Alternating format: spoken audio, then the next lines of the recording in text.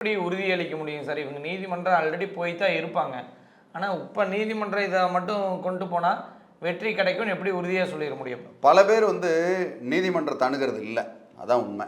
நம்ம ரோட்டில் இறங்கி போகிறான்னா அரசு உடனே கொடுத்துரும், மீடியாவுக்கு போனால் கிடச்சிரும்ன்றாங்க. அது தவறான விஷயம்.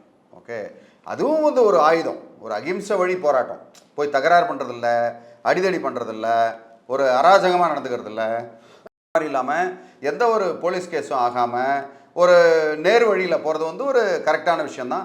அதே மாதிரி பேரலாக ஒரு டீமை வச்சுக்கிட்டு அவங்க நீதிமன்றத்தை அணுகி நீதிமன்றத்தில் அரசுக்கு எதிரான ஒரு உத்தரவு, இவங்களுக்கு பணி நிரந்தரம் பண்ணுறதுக்கு உண்டான கன்சிடரேஷன் பண்ணுங்க அப்படின்னு இவங்க போனால் அது நல்ல விஷயமா இருக்குன்றதான் என்னோட ஒப்பீனியன் இந்த இடத்துல. சரிங்க சார். இப்போ இவங்க போராட்டம்லாம் பண்ணும்போது போலீஸ் கைது செய்கிறதா இருக்கட்டும், இல்லை கேஸ் போடுறதெல்லாம் பண்ணுறாங்க. நாளைக்கு இவங்க மேலே கேஸ் இருக்குது, இவங்களுக்கு பணி நிரந்தரம் செய்ய முடியாது அப்படிங்கிற ஒரு இடத்துக்கு வருமா? எப்படி உண்ணாவிரத போராட்டமோ எனக்கு வேணுன்றத அடிப்படை விஷயங்களுக்கு போராடுறதெல்லாம் ஒரு குற்றவியல் வழக்கே கிடையாது.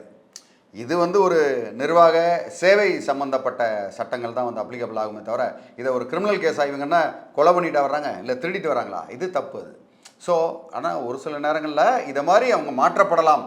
இவங்க பொது சொத்தை சேதப்படுத்துனாங்க, அவங்க அதை பண்ணாங்க, இதை பண்ணாங்க, போக்குவரத்துக்கு நியூசன்ஸ் பண்ணாங்க, பப்ளிக் நியூசன்ஸ் பண்ணாங்கன்னு சொல்கிறதுக்கு போலியாக செய்கிறதுக்கு உண்டான வாய்ப்பு உண்டு. ஏன்னா போலியான ஒரு வழக்கு பதிவு பண்ணுறது என்ன இப்போ ரொம்ப அது தெரியாத விஷயமா என்ன, பல இடங்களில் அது நடக்க தான் செய்யுது. அதை எதிர்த்து குரல் கொடுக்க தான் வேணும். ஸோ நம்ம ஒரு நேர்மையான வழியில் இருந்தாலும் கூட நமக்கு இந்த மாதிரி சோதனைகள்லாம் வரதான் செய்யும். வர்றதை நம்ம அதுக்கு ஏற்ற மாதிரி எதிர்கொண்டு நம்ம சட்டப்படி போனால் அது சரியாக இருக்கும். அவங்களுக்கு சட்டப்படியான தீர்வு கிடைக்கும் என்பது தான் என்னுடைய ஒப்பீனியன் இந்த இடத்துல.